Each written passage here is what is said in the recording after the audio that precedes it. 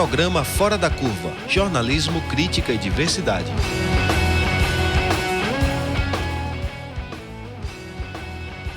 Olá e muito bom dia para você, ouvinte da nossa rádio pública universitária 99 FM. Quem fala aqui é Bruno Nogueira. Eu sou professor no Departamento de Comunicação da Universidade Federal de Pernambuco. Agora são 11 horas e 31 minutos e está começando o programa Fora da Curva. Hoje eu recebo aqui no estúdio Amirton, quase que não sai, Chagas. Ele que é doutorando em Sistemas Integrados no Centro de Informática e coordenador do curso de Sistemas de Informação na Faculdade Integrada Barros Melo, AESO. E também o jornalista e mestre em Comunicação, Caio Castro Melo. Bom dia, bem-vindos à bancada aqui do Fora da Curva. Bom dia, Bruno. É difícil a gente pensar hoje num dia a dia sem o celular, né? Saiu uma pesquisa recente da Fundação Getúlio Vargas que disse que só no Brasil hoje a gente tem cerca de 198 milhões de smartphones em uso. E é um número que cresce numa média de 20% por ano, né? E isso representa uma proporção quase de um aparelho por pessoa no Brasil, né? E todos os dias esses aparelhos eles passam a coletar todo tipo de informação possível sobre seus usuários, por mais cuidadoso que você acredite que esteja sendo no uso do aparelho.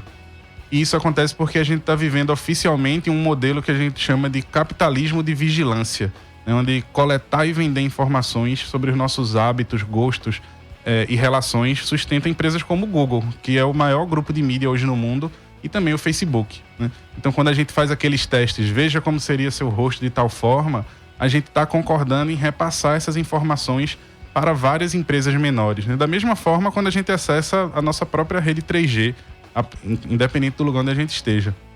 E aí, pensando nisso, o Fora da Curva hoje pergunta até onde estamos sendo vigiados. Você pode participar do programa enviando perguntas e acompanhando a nossa transmissão ao vivo pelo Facebook. O endereço é facebook.com/programa Fora da Curva e também no facebook.com/99 Universitária. Amirton, é verdade que mesmo o celular desligado, ele continua coletando os dados sobre por onde a gente passou, por exemplo, e passa a transmitir quando o aparelho é ligado de novo? Bruno, bom dia a todos. Isso não é impossível, tá? Quando a gente manda o telefone desligar, não necessariamente o aparelho ele entra naquele modo de quando você tem uma televisão e você puxa lá da tomada. Ele pode continuar com determinadas partes dele funcionando mesmo que você não esteja vendo, tá? Então não é uma atitude impossível de ser feita isso. Mas uma coisa muito mais visível, muito mais factível na prática é, por exemplo, a gente às vezes tem medo de estar compartilhando localização, esse tipo de informação, a gente vai e desliga o GPS. E a gente acha que porque o GPS está desligado ninguém vai conseguir descobrir. Mas, por exemplo, nós todos aqui estamos conectados na Wi-Fi aqui da rádio. Minha localização poderia estar ligada. Se a de alguma outra pessoa que está aqui dentro da rádio, usando essa mesma Wi-Fi, estiver com a localização ligada e estivermos usando o mesmo serviço na internet, é possível para esse serviço inferir que nós estamos na mesma posição. Então ele vai inferir pela posição do seu telefone, por exemplo, onde está o meu. Tá? Então esse tipo de coisa é bem mais fácil de ser feita do que o do desligado em particular. Caio, e pensando a forma que as pessoas usam as redes sociais hoje para se posicionar politicamente, né? Você acha que um modelo como esse pode ter um impacto na nossa democracia, no uso de dados durante as eleições, por exemplo? Ô Bruno, eu acho isso extremamente preocupante. Assim, primeiro a gente tem que entender como funciona, né, a questão. Eu vou falar especificamente sobre o Facebook. A coleta de dados que é feita a partir do aplicativo para promover publicidade segmentada, ela é baseada no princípio de como as pessoas se relacionam. Então ele vai coletar curtidas, interesses e traçar um perfil de usuário para poder oferecer uma melhor experiência. Tanto uma melhor experiência na performance do aplicativo, quanto da publicidade que vai ser apresentada para essas pessoas. Então isso é um modelo de publicidade que evoluiu muito. Então hoje, por exemplo, eu posso pagar um valor baixo, se eu tenho uma média e pequena empresa, para fazer uma publicidade para um público que eu sei que provavelmente terá muito interesse no que eu estou oferecendo. Ao contrário de uma publicidade mais massiva de televisão, que é mais difícil você segmentar o público dessa forma. Então eu segmento por bairro, a partir de localização, pelo interesse das páginas que essa pessoa curte. Então eu sei que tipos de produtos ela consome, o que normalmente ela vê no Facebook, pelos quais temas ela se interessa, o que ela defende, quais as causas que ela apoia. E tudo isso contribui muito para traçar um perfil de quem são essas pessoas. Esse perfil traçado pelo Facebook, sabe-se que ele é utilizado por uma série de empresas que são chamadas de empresas de Data Analytics, que trabalham com análise de dados para poder para fins diversos, fins publicitários que é o mais básico e que parece mais óbvio no geral, mas fins também eleitoreiros, por exemplo, e aí a gente já tem casos, por exemplo, que estão sendo investigados em relação à eleição do Donald Trump nos Estados Unidos e outros casos do uso do conhecimento que você tem, que as pessoas fazem do Facebook para poder atingir o público oferecendo políticas que são esperadas por esse público. Então, você pode fazer uma candidatura muito mais eficiente nesse sentido. E isso é preocupante, porque o candidato aí, ele sempre sabe o que esperar do público a partir desse tipo de análise, sabe? Entendi. Na prática, quando a gente cria uma conta nova, quando a gente compra um dispositivo novo, a gente já concorda com isso, né? Mas eu acho que isso acontece mais como uma consequência do tanto que a gente ignora as entrelinhas e as interpretações dos termos de uso, os contratos afins. Queria saber de vocês, na opinião de vocês, onde é que fica o limite ético disso? Né? De pegar e de redistribuir nossos dados, nossas informações. Por exemplo, recentemente a gente teve o caso de um aplicativo, né, que muita gente estava utilizando, de ver como ficaria o rosto se você fosse do sexo oposto.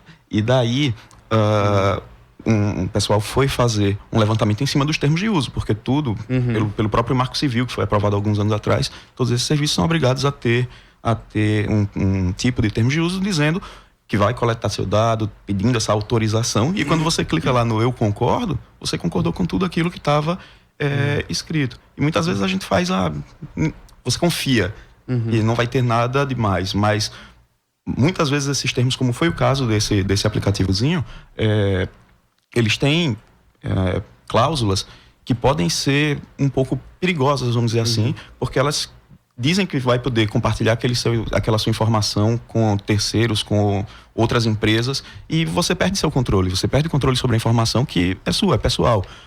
Então, existe uma questão ética, até da própria empresa, de se ela não tem o interesse de usar, nem colocar isso no termo de uso. Então, você, enquanto usuário, você tem essa obrigação de dar uma lida naquele termo de uso, por mais chato que pareça ser, para você saber se aquilo ali está naquele texto. Existe um risco, porque alguém ia colocar aquilo se não está com a intenção de usar. Não adianta depois o pessoal vir a público e dizer, não, a gente colocou, mas a gente não vai fazer isso, não vai... Pô, você está pedindo para o seu usuário concordar com isso. Só, tem uma questão que eu acho que a gente precisa também deslocar um pouco a responsabilidade do usuário para a responsabilidade das empresas, sabe? Com certeza. Por exemplo, hoje, no mundo que a gente vive, pelo menos nos ciclos que eu vivo, é impossível não ter o WhatsApp.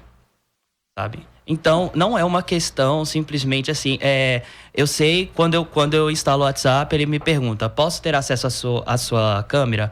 Posso ter acesso ao seu microfone? E aí eu penso, claro, ele está me perguntando porque eu posso precisar mandar uma imagem, eu posso precisar mandar um áudio, e aí ele vai ter que ter acesso ao meu microfone. Só que nos termos de uso, além de ser extremamente longo e não ter muitas normas para regulamentar a forma como eles são apresentados ao público, para poder facilitar o entendimento, ele não deixa claro, por exemplo, quando esse microfone será acionado pelo aplicativo. Então, ele não deixa claro se vai ser acionado só quando eu quiser, quando eu clicar para mandar um áudio, ou se ele pode acionar em outros momentos, assim como a câmera e outras questões.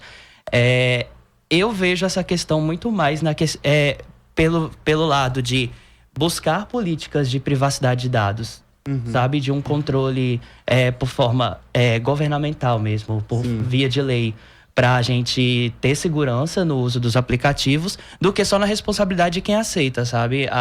Porque a gente sempre tem essa questão de que você baixa um aplicativo e ele pergunta se ele pode. Mas será que a gente também está em posição de não poder, sabe? De poder negar certos usos? Não sei. Na prática, muito aplicativo, na verdade, quando você nega o acesso, ele bloqueia o próprio uso do aplicativo inteiro, né? Se você quiser usar, você tem que permitir Então Agora, isso... rapidinho, Bruno. É porque é uma questão que é o seguinte: tem certos dados que o aplicativo precisa realmente para poder funcionar. Então, eu vou dar um exemplo. Tem o Tinder. Ele é um aplicativo de paquera que as pessoas usam muito. Ele precisa de dados do usuário para poder ter uma performance melhor, para poder apresentar perfis de outras pessoas que interessam a esse usuário. Ok. A questão não é a coleta de dados somente, mas como esses dados são guardados e qual é a utilização que se faz deles. E é isso que precisa ser regulamentado, sabe? Eu sei que o aplicativo precisa dessas informações, mas e aí, como é que ele vai cuidar desses dados? E isso precisa ser regulamentado, como já é em países como Chile e em experiências tipo da União Europeia e outros países. E puxando um ponto bem interessante que Caio levantou, ele falou daquela parte do microfone, em particular, que o aplicativo pede a permissão para usar o microfone, mas quando é que ele vai estar usando? E uma coisa que às vezes a gente passa desapercebido. Muitos de nós usamos aqueles assistentes como o do Google, que você fala OK Google e o telefone vai e aparece, agora você falou OK Google, eu vou estar escutando e gravando. Mas para ele ouvir o OK Google, o microfone estava ligado o tempo todo. Exato. É verdade. Então, se alguém está com isso ligado agora, está ouvindo. O telefone está ouvindo. As empresas geralmente se comprometem a não estar gravando. Mas o microfone está aberto e um aplicativo que está local no seu telefone, pelo menos, está ouvindo o que você está falando. O Google, em particular, ele tem uma política meio de abertura dos dados que ele coleta de você e que você consegue ver tudo que ele gravou. Então, se você for, eu não lembro agora onde é que você vai exatamente no Google, mas você consegue ter acesso a esses dados e você vê o que ele já gravou de você. Sim. Em alguns momentos não teve o OK Google, ele identificou errado, começou a gravar para ver se vinha um OK Google, mas aí você pega conversas que você estava tendo com uma pessoa que você nem imagina que seu telefone estava gravando naquele momento. Então realmente tem essa parte da responsabilidade da empresa em relação ao que ela vai fazer com isso. Isso é imprescindível, a gente realmente ter uma forma de controlar isso de uma forma melhor. E essa transparência do Google, na verdade, não é nem bondade da empresa, né? É questão constitucional, que os dados, eles não podem ser guardados assim. E as pessoas que têm dados guardados têm direito à transparência. Mirta, a gente estava falando aqui dessa perspectiva ética, mas e do ponto de vista legal, né? Porque as empresas de telefonia, elas aproveitam muito também dessa coleta de dados para oferecer um serviço, um produto cada vez mais personalizável, né? Mas existe uma linha que ali não pode ser cruzado, ou tudo é possível? A linha legal que a gente tem atualmente realmente é o Marco Civil. Então, o Marco Civil, por exemplo, para coleta de dado, ele cita que a empresa tem que obter a autorização para coletar, para armazenar. E a empresa também tem responsabilidades, de acordo com o Marco Civil, ela tem responsabilidades quanto ao armazenamento de forma segura. Então, se você tiver um dado vazado por uma empresa, porque ela não usou as técnicas adequadas de criptografia, por exemplo, que evitam que esse dado, mesmo que seja obtido por um atacante, ele consiga ler essa informação, então essa empresa ela estaria indo contra o que dita o Marco Civil. Então, na parte legal, realmente, no Brasil, o que a gente tem é o Marco Civil. A gente vai protegido hoje por ele. É interessante observar uma certa controvérsia que a gente vive hoje, né? Se a gente pensar que, enquanto os nossos dados têm sido privatizados, grandes empresas e o próprio governo têm se blindado cada vez mais, né, em relação à transparência. O El País alertou recentemente que desde novembro que o portal da transparência no Brasil não é atualizado. Né?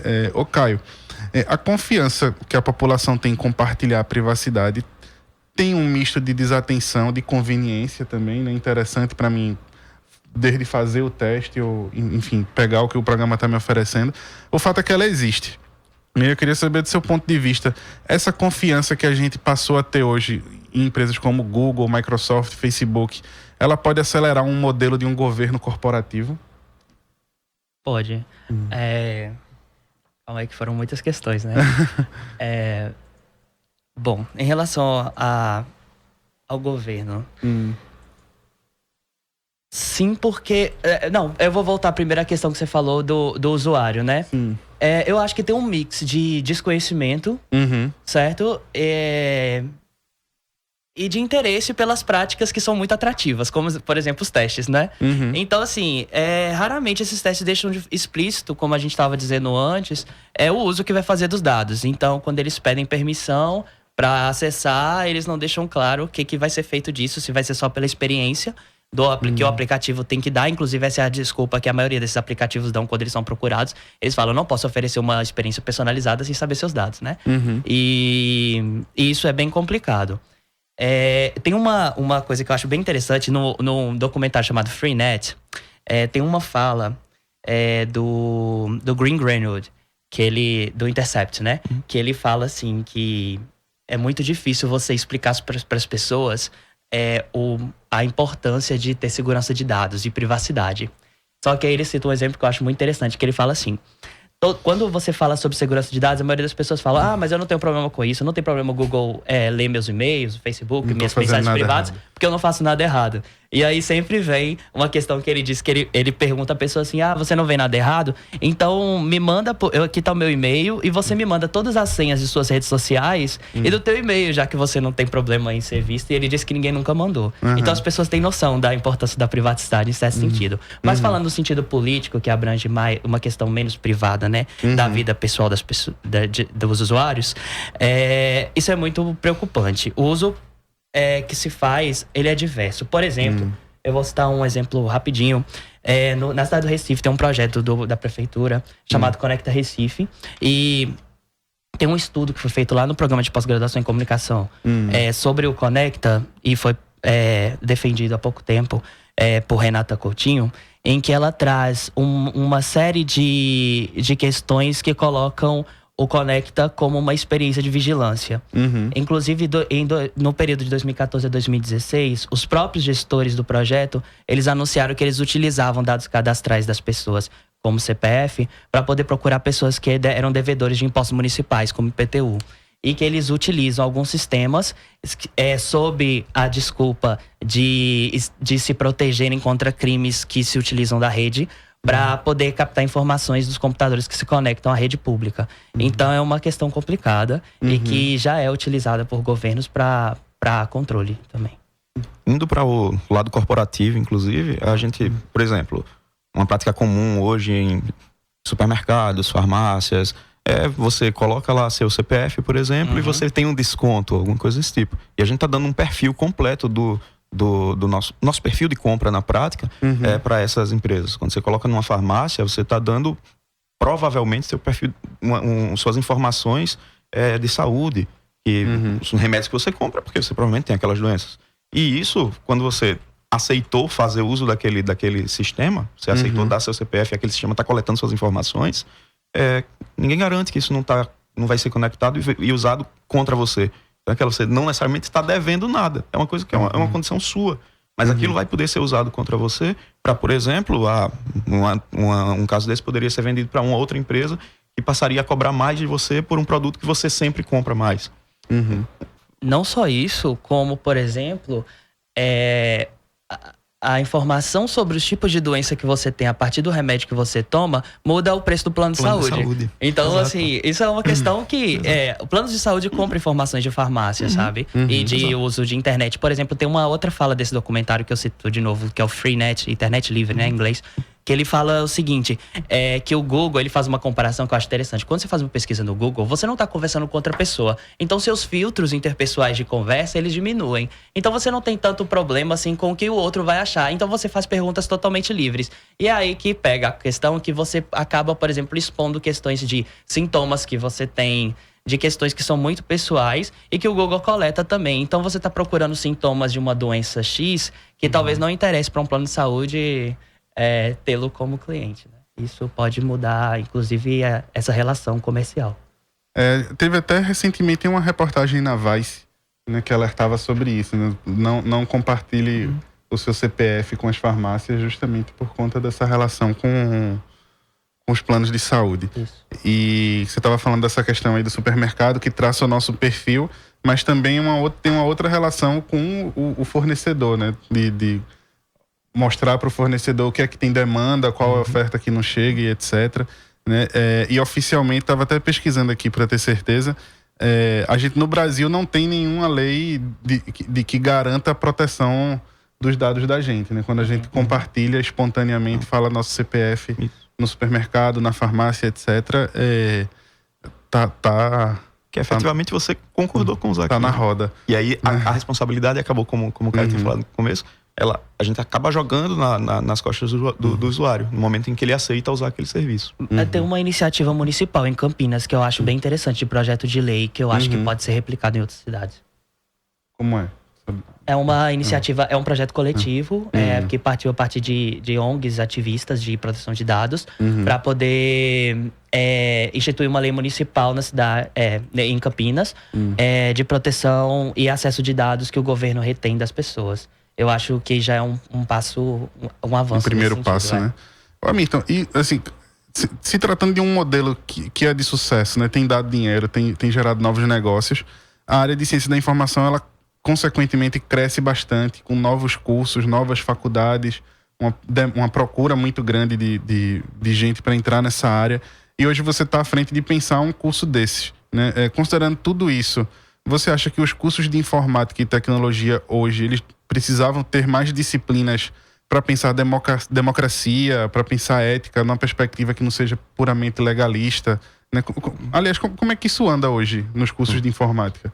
Lá no curso que eu coordeno nas Faculdades Integradas Barros Melo, o curso de Sistema de Informação em particular, a gente tem uma série de disciplinas que tenta abrir um pouco a mente do aluno para entender esse impacto da tecnologia. Eu, inclusive, sou o professor de uma delas, disciplina de Informática e Sociedade, onde a gente traz esse tipo de problema, a gente expõe os impactos que a área de informática traz, e um deles é esse de privacidade, esse que está mais em vista hoje, tá?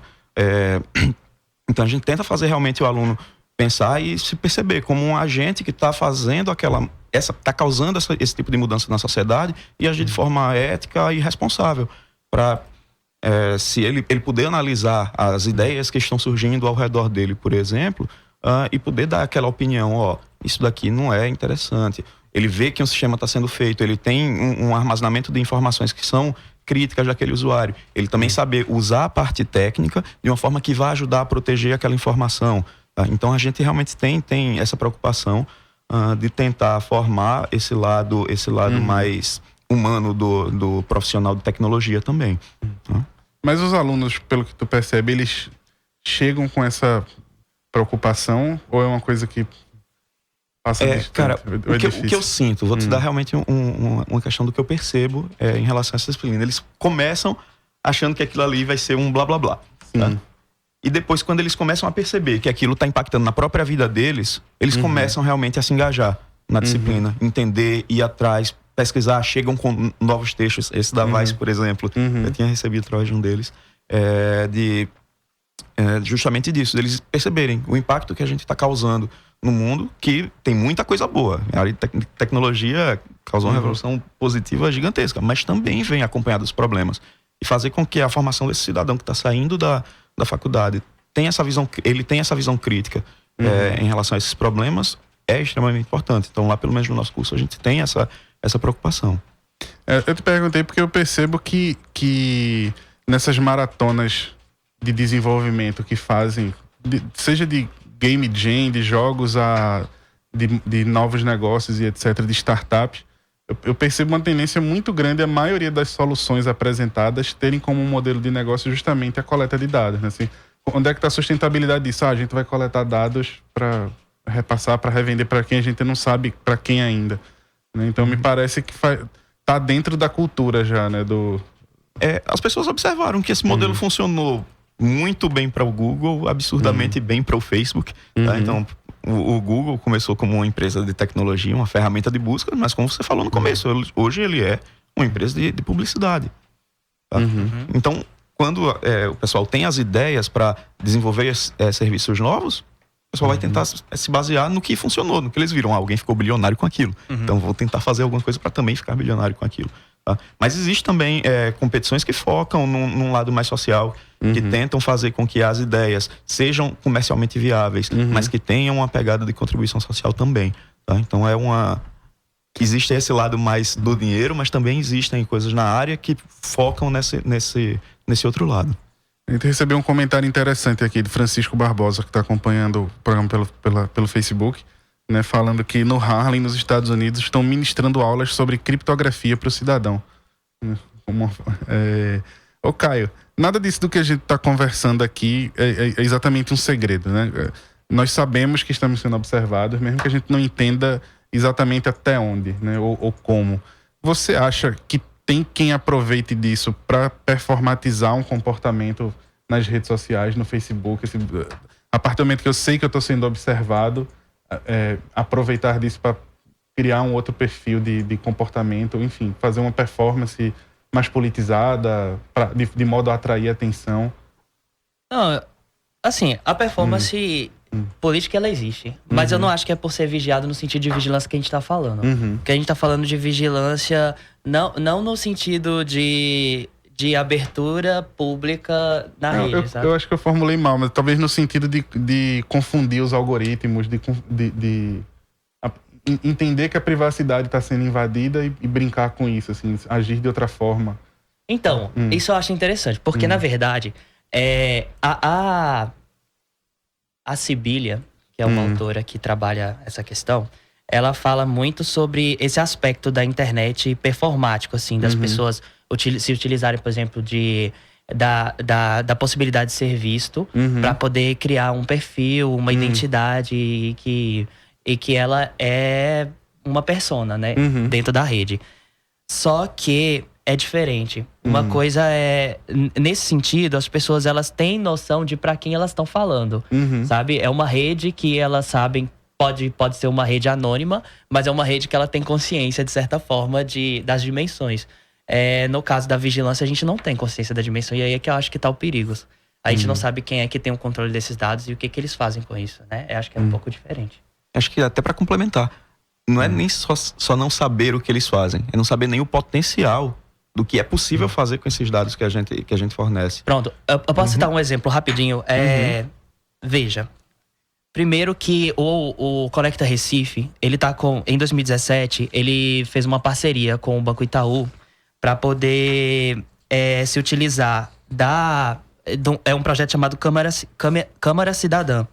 E essa ideia é utilizar das câmeras de segurança dos bancos Itaú para poder fazer segurança da cidade via a internet do Conecta Recife, da Wi-Fi pública.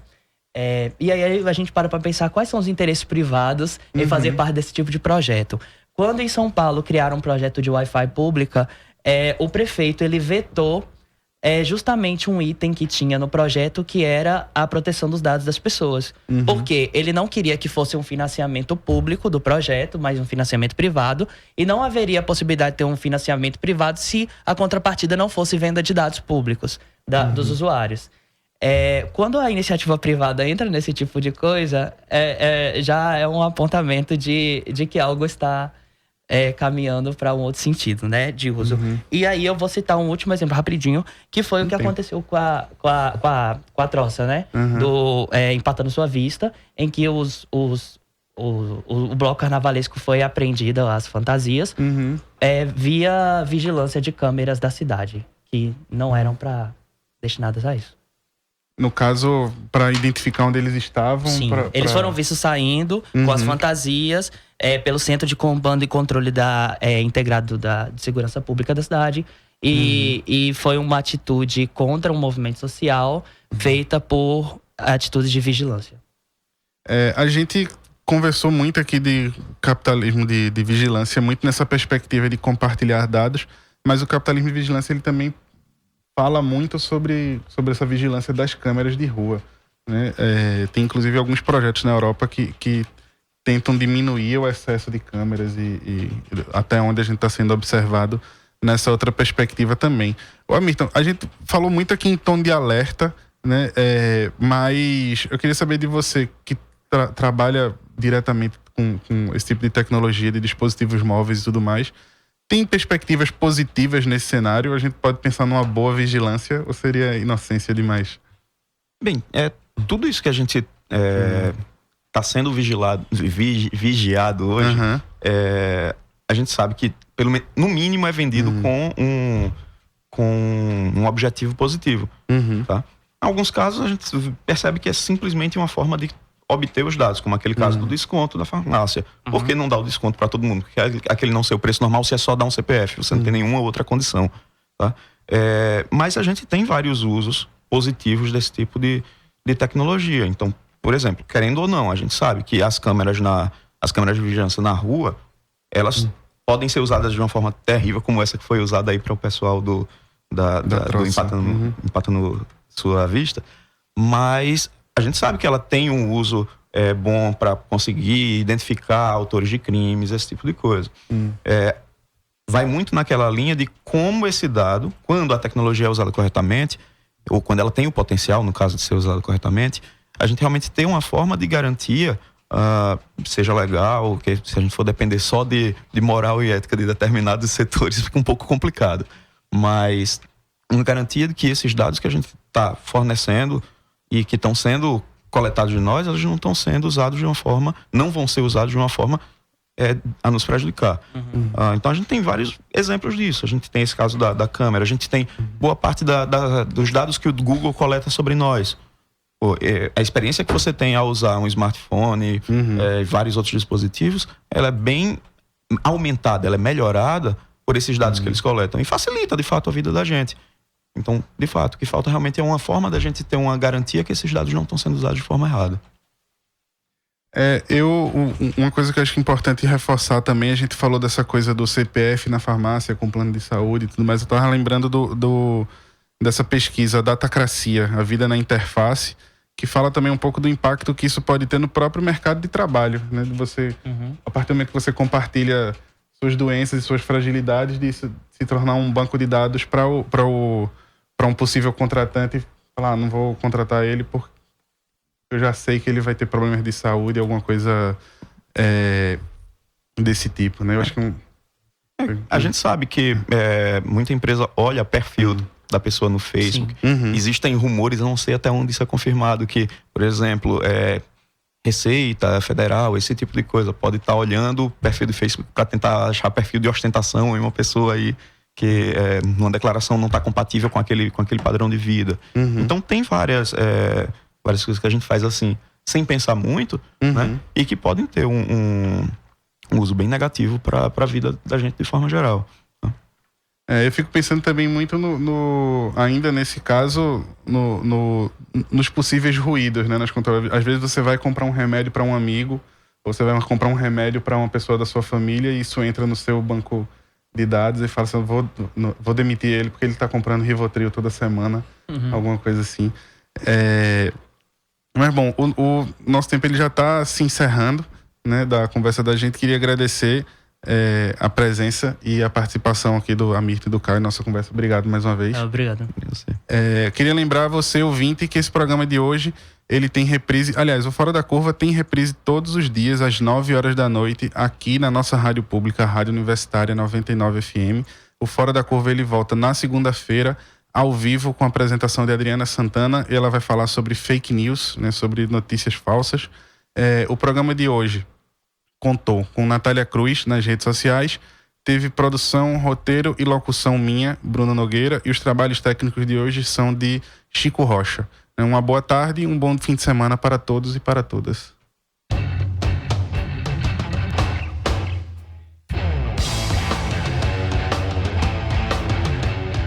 O programa Fora da Curva é uma realização do Departamento de Comunicação Social com o apoio do Departamento de Sociologia, do Núcleo de Design e Comunicação do Centro Acadêmico do Agreste e do Núcleo de Rádio e TV Universitária.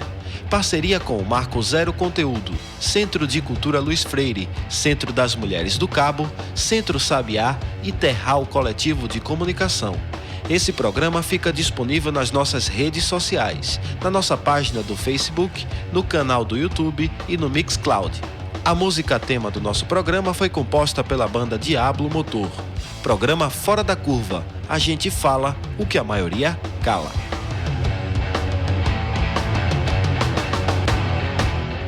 Doze horas e 4